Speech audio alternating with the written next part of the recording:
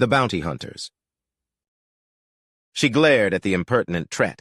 The wretched, stupid, annoying...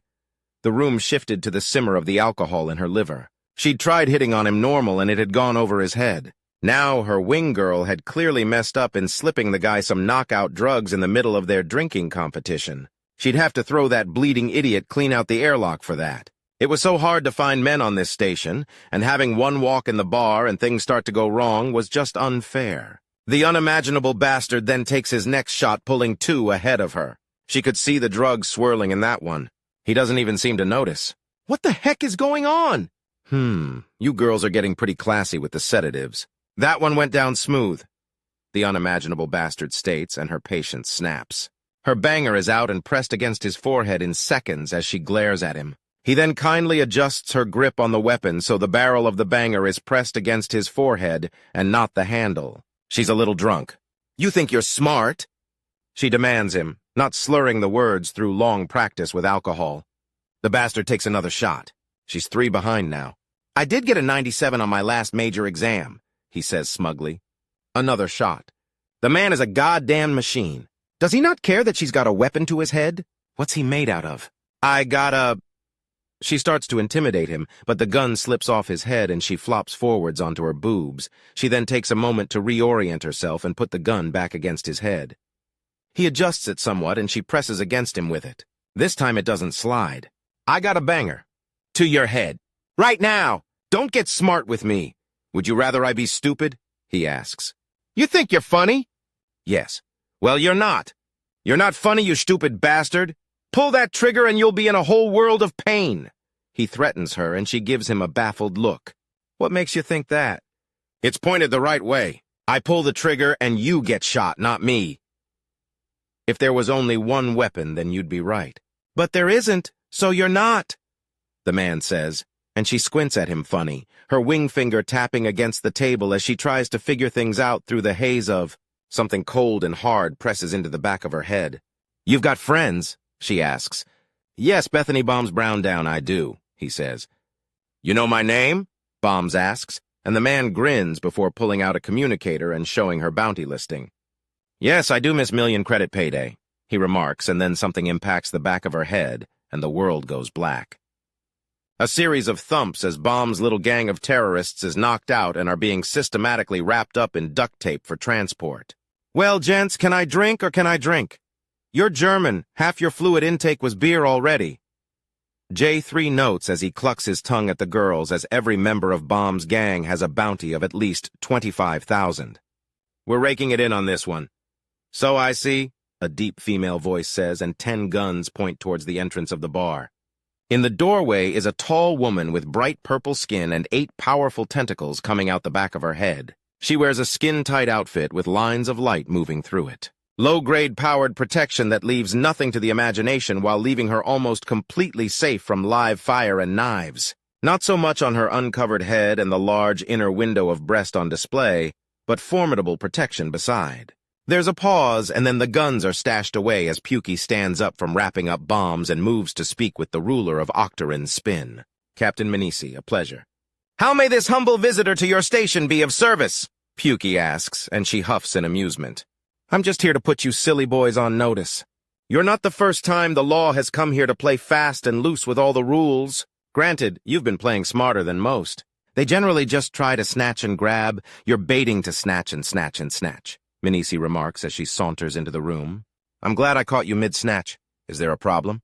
"Self-defense and retaliation are both considered perfectly fine last I checked," Pukey asks, and she snorts in amusement. "They are. It's not with me that you're in trouble." Bombs had a banger to your man's head, and her gang were fingering their weapons. "Self-defense and retaliation," Manisi remarks. But 10 men in great shape and rocking weapons every step of the way grabs attention. Girls have been noticing. Word's already traveling around the station, and the easy targets are wising up. They're going to be defensive around random men that smell of sex. So we should shower more. "Got it," Pukey remarks as he walks to the rented auto bar. "You know these little meet-up places are amazing. All the drinks, all the privacy, and all sorts of room for fun. Auto bars have always been a solid investment, especially here in Nightside," Manisi notes as she takes a seat. "You got a favorite?"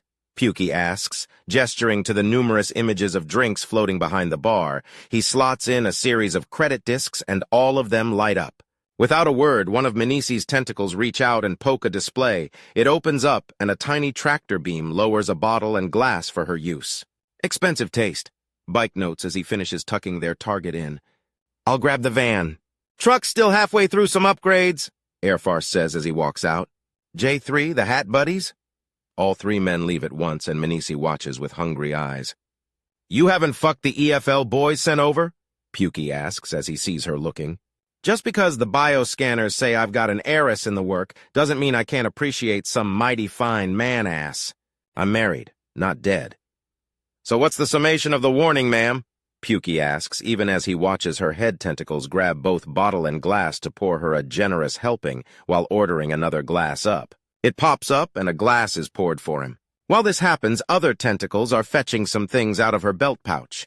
A long pipe with a flattened end and a small cartridge of something that installed on the pipe with a twist. She then tears the top off it, and it instantly gives out a slight flare of heat and starts to smoke. She takes a deep drag of her pipe as she swishes around her drink and offering Pukey one of his own. All of it seemed automatic and without focus. Pukey can't help but be impressed, something the captain notices and grins at. There we go. It took me a bit to get a read, you crazy humans, but it was oh so worth it. I get enormous amounts of work done from my boys. Morale's through the roof, too. They love to party. Am I to assume the goodwill they've built earned us this little warning?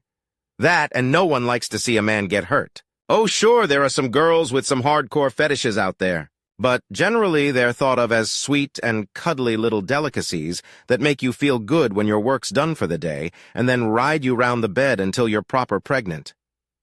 Wow, Tang remarks around his bright orange glass of a drink. A bet lost was a bet lost, so he had to drink the closest he had to his name. This stuff is awful. Nice save, Tang. Anyways, ma'am, I'd like to ask how close we've gotten to breaking the rules. You've taken a risk joining the EFL, and there's another one with us goofing around in your station. If we start crossing lines, tell us and you won't have to throw us out of airlocks. We'll march out first, Pukey remarks, and there's nodding all around as Manisi smiles. This is why I like you humans. You all act like just being here is a privilege, you're gracious little buggers. She notes before Airfarce J3 and the hat return. We'll carry these girls out to the chain breaker. Unless you need more time, boss. Airfarce offers, and Pukey shakes his head. I don't need a babysitter. Get him in stasis ASAP. There's a quick flurry of activity as Pukey and Manisi sip their drinks, and the autobar is emptied of all the unconscious and wrapped up blood Sonier, leaving only Captain Manisi and Captain Gregory Pukey Schmidt. The door closes, and the unmistakable hum of a privacy field buzzing begins. Pukey puts down his drink and sighs. How bad is it? You do realize that this place is a pirate station, right? I keep control of this place by straight-up executing the troublemakers and holding all the keys to the castle. There is no place I can't go, nothing I can't do, but there are those that can slow even me down. I have the power to open up all the hidden vents on each part of the station and strategically open it to the void. At any moment, I could end millions of lives. Except, Pukey prompts, knowing what's coming next. Except for 8 powerful organizations. Gangs. Think bigger. Criminal governments. More shadow, but yes. I have an agreement with each of the 8. I'm neutral and they only focus on each other. Long story short, if I break this, they might be able to overthrow me if they work together. If I don't, then I don't have to worry. They won't be working together, but between your man winning that duel and you little bastards making spectacles of yourself wherever you go, you have their attention. Mine too, but I'm neutral. Anything you can tell me or do, we get the entertainment of figuring things out for ourselves. Yes. Pukey considers as he picks up the drink again and gives it a sip. It's a grainy bit of work with a barely noticeable bite. They don't get along at all, do they? There are times I have to intervene hourly to stop war from breaking out. They will all want different things, won't they? Maybe. Some will just pay attention to you, others will dismiss. Some will be outright hostile, some will try to recruit, and others will take offense to what you've been up to. Manisi notes as she takes a pull on her pipe. With overlap, I imagine. Pukey considers. He then throws back the drink in a single gulp. I've got some digging to do then. Is there a reason that JK or Hoagie didn't mention this to us?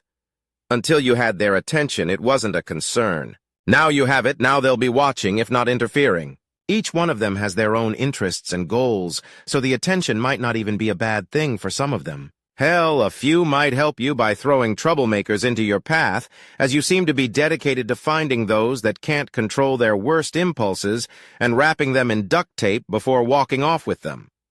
I can easily imagine the Colosseum wanting us to have more fights like how the hat gave out. Even with us making out like bandits on the betting, they turned a tidy profit, I'll wager. A fair observation. Menisi doesn't confirm or deny as she takes a sip of the drink. It hits her harder than pukey. Each major section of the station is different territory. We'll have to figure our way around each. The nightlife might become hostile. Maybe. Just remember there's a fee in switching your docking berth. Making money? Whole point of the station. I just need to let it spin for a few more years and I can legally buy a solar system, Menisi remarks, and Pukey lets out a low whistle. That is a huge amount of money. I know, right? When I'm done making stupid amounts of credits, I'll pass it to my daughter and she can be stinking rich in turn.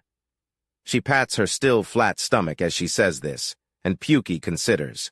Hey, what's the obsession with children anyways? I get parental instinct and everything, but it comes up a lot around you aliens. It's a status symbol for one. Men are rare, so having a man means you've got something valuable. Having a daughter means you've gotten something out of it. The first and most important figure in any little girl's life is their mother. For those first few years, she's queen and goddess. Slipping the crown on yourself is a sign that you've got it made. And that's aside from the general desire to have children, to have another generation, and to have sex. If we weren't supposed to be fruitful, then the goddess wouldn't have made it feel so good. You're a gravid, aren't you? We're called the soft-hand gravids. Yes, men exist to put babies in bellies, but you can only be so pregnant. So as long as they've done their duty, then there's no reason to stop them from doing whatever they want. That's almost reasonable. Oh, yeah? What do you follow, you Christian like my man? What do you know about Christianity? 10 big rules, be a nice person, forgiveness is a big thing, and then comes all the legends and stories. Something about a man who took all the sin and crime unto himself and died to purify it? Christ on the cross? You're missing details, but yes, died to cleanse us of original sin. So it's on us to earn our way into paradise, or fall from it. The burden of free will and knowledge. If this devolves into a conversation about semantics in theology, I'm leaving. Menisi huffs and Pukey chuckles. I think that's my cue to leave then. Enjoy the rest of the drink and thanks for the warning. I'll see if we can get talking with the 8 and see if we can reach some kind of agreement. After all, the girls with bounties are the stupid ones that get attention doing stupid things. No doubt they'll have someone that wants them gone even here. Don't bet on it, I've broken up fights over the weirdest things imaginable. Yeesh. Not to mention when Section 8's girls get pissy, they get really... Menisi is cut off by a buzz, and instantly one of her tentacles has a communicator held in front of her face. Captain speaking. Ma'am, we've got the list of imports for you browsing pleasure. Also the final approval for the next asteroid we're going after. On my way, she remarks, and Pukey grins. It's been a pleasure, Captain. Thanks for the information. I'll see about making some friends. Pukey remarks as he walks to the exit. Good luck, little man. Try not to end up as some drugged-out boy toy. The big shots have finally figured out you're more like flat women with dicks rather than delicate little boys. Doesn't mean they won't want to make you one, though. Rack and roll shadows of Centris, the Reggie files. I hate it when the central control gets rebooted. It loses so much of its personality, you know? One of the idiots that broke the damn factory mutters as Reginald works. The stupid bastards had failed to monitor the heat at the control center, and one of the motherboards had fried. Thankfully, the memory was fine, but the board would need replacement.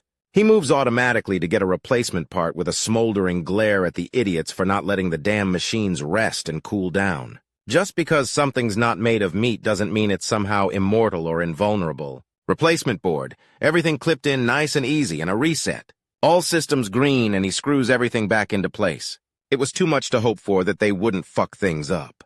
He then starts going through a basic inspection and repairing things on the way. The words those dumbasses had said earlier bugging him.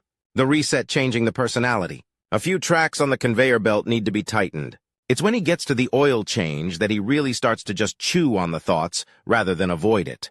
Is he like this machine and had a defective part repaired? Or has he been deliberately toyed with? He has to think about this again. It keeps coming up over and over again in his mind. Was he fixed? Was he healed of a defect? Or has he been altered fundamentally? That's the million-dollar question. How much of him was him? He had never gone much into philosophy. He was always a more practical sort. If something's broken, then it should be fixed. If it's partially broken, then you don't partially fix it, you fix it. Be it a car engine, a computer, a power grid, or a broken limb, there is nothing to be gained by letting a problem fester. You jury-rig repairs as best you can if you can't fix it right away, but you do not leave things broken. It only makes things worse. I'm being a fool. I've let philosophers and the professionally offended talk to me too much. I have complete memories of my life. Until I receive evidence rather than suspicions, then I will continue to act as if I'm still me. Suspicion doesn't hold up in the court of law. Suspicion doesn't lead to prosecution, and suspecting that something is wrong and knowing something is wrong is a very important distinction. Reginald mutters to himself as he checks a few valves and finds that he needs to release some pressure. He then starts a visual inspection on the pipes. Excuse me.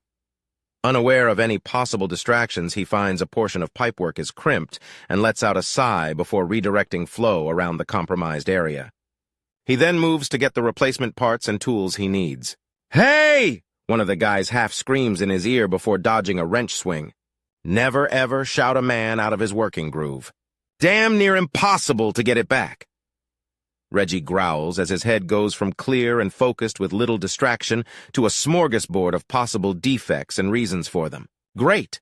Now he has to examine reality, his own imagination, and check both against how things should be while keeping his imagination from bleeding into what should be. Sorry, you were just kind of babbling to yourself earlier and I thought I could help," he says, and Reginald considers the man for a few moments. "All right, but for distracting me, you're now my second set of hands. If I ask for something, you give it," Reggie remarks as he picks up the necessary piping and the appropriate toolbox. "You've been mentioning suspicions and trusting the evidence. What's going on?" "I was sent to the hospital on my first trip outside the Dauntless. My cancer had decided to reappear in my brain, and I was offered a choice of life or death. I chose life, but in the process became about 20 again. It also altered my sexuality," Reggie remarks, and the man gasps. He gives them an odd look as he grabs the grinder and quickly cuts out the section of damaged piping. "That's horrible," the man says, as Reggie measures out the length he had cut and quickly makes the markings on a piece of pristine pipe. "How?" Reggie asks, and the man seems startled. "It's unnatural. Changing what someone wants isn't right." "But all sorts of everyday products are designed to be addictive. Are your fries unnatural? Is your coffee evil? If you tell me that my dark roast isn't right, then we're going to have problems, boy," Reggie counters. "Having a central part of your identity changed out of nowhere is just wrong." Central? What the fuck kind of pervert has their sexual preferences as central to their life? "I'm an engineer, a soldier, a survivor, a son, a brother, a man. I was asexual before. I had no sexual preferences or urges. Still unnatural to have that taken away from you? You use the word unnatural as I'm repairing part of a spaceship. What about a spaceship is natural? You're wearing clothes. Those are unnatural," Reggie snarls and cuts the new pipe to the proper length. "But look, I've already drawn my conclusions. The more I think about it, the more absurd worrying about it becomes. People have a lot in common with machines, complex ones. We have many chemicals and internal structures required to operate at peak efficiency. I rolled off the line with some defects. It happens. My whole family has chronic defects that lead to cancer. A design flaw in my inherited blueprints. Sexuality isn't a flaw, isn't it, though? If your reproductive systems point you in a direction that don't lead to reproducing, then by definition they're flawed. Mine were effectively turned off, now it's on. It alters your behavior, changing how you act and interact with the world at large. So does a threat of violence, but it isn't part of your identity." Reggie retaliates, growing well and truly annoyed with the man as he files away the burrs from his cutting the pipes, both on the replacement pipe and the pipe it's going to be installed in. "That's different." "In what way?" Reggie asks as he pulls out the fasteners and starts sliding everything into position. "It's internal changes rather than external," he says, even as Reggie polishes the ends of the pipes to allow things to grip all the better. "And somehow one is superior or more sacred than the other? If a man is born with a deformed leg and gets a perfect prosthetic, then is him standing and walking unnatural? It's different." "How?" Reggie demands, digging in his heels mentally. "Before I was healed, I was missing part of the mechanics required to have children. No lust, no desire, no appeal. Now I have those things. The reproductive systems in my body were completely screwed over. From a mechanical standpoint, I'm better than fine. But you're not you. You're changed. You're different. You're not who you used to be. The man protests even as Reggie fits the piping into place and starts adjusting it. Debatable. I am me. Like this factory. Sure, you can rip out and repair some components, but it's still the same thing, is it not? Reggie asks. No. How is it not similar? Reggie asks, becoming surer of himself as he debates. You're a person. This is a machine, the man says as Reggie brings out the heater and solder to fuse the pipes together properly. And there are resemblances between the two, Reggie remarks. Still, you have given me a lot to think about. If the strange cult of victimhood and weakness that everyone's obsessed with wants me to have problems with what's happened, then it's best that I don't. I despise the idea of being weak. I hate the thought of being a victim. Things may have happened to me, but I'm fine. In fact, I've made up my mind. I'm not only fine, I'm fully repaired for the first time in my life. When I'm done my shift, I'm going right back to those two women, and I'm going to make up for all the lost time I've spent asexual and celibate. But you've been violated. You've been messed with. You've been changed into someone else. Changed into something better, people change, people grow. I'm new and improved, Reggie says with a smile. But you've been violated. Changed. The man says before letting out a bellow of frustration and stomping off. Stupid self-sabotaging lunatic. I'm trying to help him see that he's been fucked over and he treats me like an idiot. Not sure how I can be considered fucked over if the only truly solid bits of information point only to an improvement in my situation. Reggie considers, as he quickly solders things into place. Piping replaced, Reggie stores his tools and the extra pieces of pipe. A few levers are thrown and the new piping has a steady flow. No sign of dripping and nothing he can hear or see wrong. A quick rap with his knuckle and there's nothing he can find wrong. He walks out and moves to set the tools away. The outbit of piping is tossed in a recycling container. Do you have any idea how screwed over you've been? The man demands furiously. I'm sure you can see some kind of bullseye on my torso. But the more I think about how I've been changed, the better off I feel. Yes, some of my preferences have been messed with, but messed with in a way that I'm closer to a healthy man than I was last time I was at this age. Reggie remarks. Your sexual preferences have been changed. My sexual preferences would have seen my family line die out. You were changed against your will. No, I wasn't. I took the option of a healing coma because there was cancer in my brain. Live or die. I chose to live, so I have. If the side effect of life-saving surgery also ensures that my family line continues, and I might have a chance to be a father, to be loved, to be desired and appreciated. If this is what someone like you considers a bad end result, then I'm going to recommend you to the ship's psychologist. I'm not the one who's had their head messed with. You are. I suggest you take a second look at yours then. The more you try to convince me that I've been screwed over, the more I realize how good I've gotten it. But that's insane. How? I now have options I never did before, and something that was decided for me by genetics was undone. How have I not won by any metric that matters? That's not how it works. Then how does it work? Reggie demands, and the man lets out a scream and stomps away. That's not an answer, he calls after the man. After a few moments, he pulls out his communicator and texts his psychiatrist. They'll need to give this guy some serious help. He checks the time.